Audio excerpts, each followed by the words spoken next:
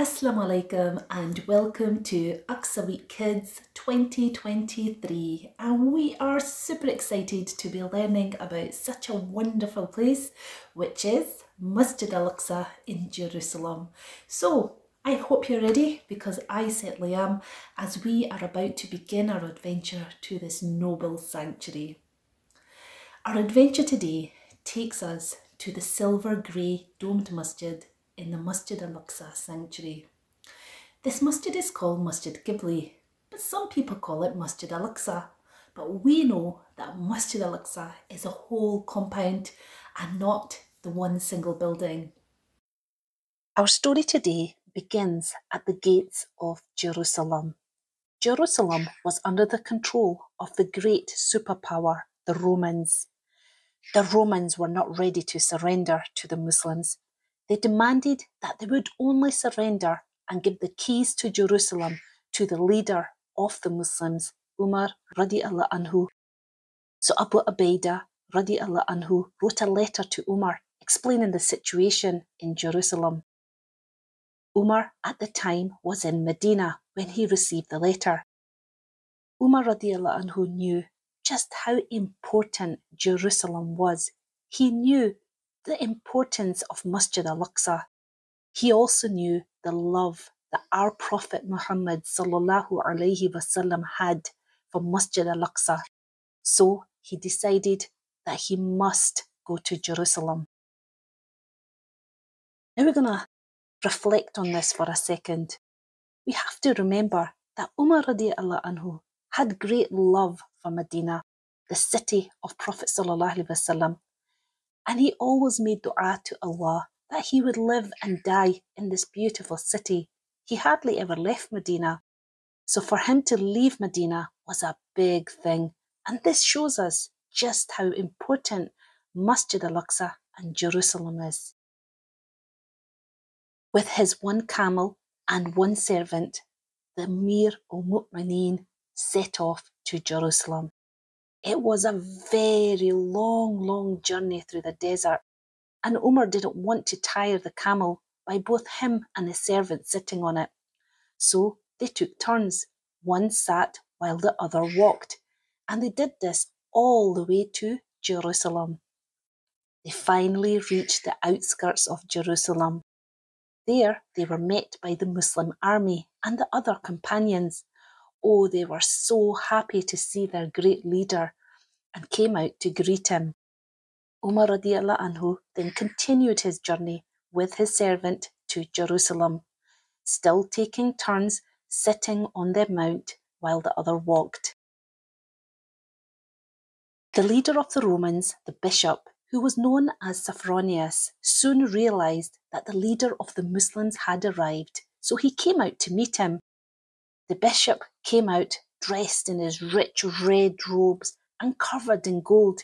He looked for Umar radiallahu anhu, the leader of the most powerful army. But the bishop couldn't tell who was the leader and who was the servant.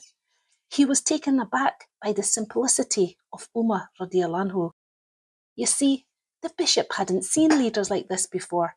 He had seen great leaders with big armies, riding their fancy horses, bands and trumpets playing, the finest of silk and armour, but not Umar. Umar radiallahu anhu was not like that. His clothes were patched. He didn't have a big army, just his one servant. He wasn't wearing any armour. He wasn't even wearing a helmet. His clothes were covered in muck after the long journey. This was Umar radiallahu anhu. The bishop really admired Umar's humility. After meeting the bishop, the first request Umar radiallahu anhu made was, "Take me to Masjid Al-Aqsa." Now can you imagine how Umar radiallahu anhu must have felt walking towards this special place, a place where our beloved Prophet sallallahu alaihi wasallam had led salah with all the prophets of Allah, a place that he had read about in the Holy Quran. Now when the gates of the sacred sanctuary opened, Umar radiallahu anhu entered the Masjid Al-Aqsa sanctuary and he was in shock. to find that Masjid Al-Aqsa was covered by rubbish. Jerusalem at the time was under the rule of the Romans, and they had been using this site as a dumping ground for hundreds of years. Now when Umar radiallahu anhu saw this, he was so sad. He fell down to his knees and started to clean the grounds with his hands. Now remember, this man was the most powerful man in the world, the leader of the Muslims. He could have got anyone to do this for him, but no, not Umar radiallahu anhu. He started to clean it himself, and this shows us just how important this place was to the Ummah. Now when the other Muslims saw Umar radiallahu anhu do this, they quickly started to copy him, and soon the area became cleared of the rubbish. Umar radiallahu anhu then laid the foundation of Masjid Qibly, and he read Salah with the companions. Now the bishop was really impressed by Umar radiallahu anhu. He really admired his sincerity. He knew that this man was a great leader.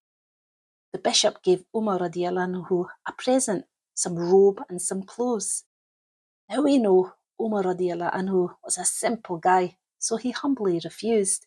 However, the bishop kept insisting. So Umar radiallahu anhu compromised and said, okay, I'll wear your clothes while mine are getting washed. This was Umar radiallahu anhu. Now one time Umar was also given a tour of Al-Quds, which is Jerusalem.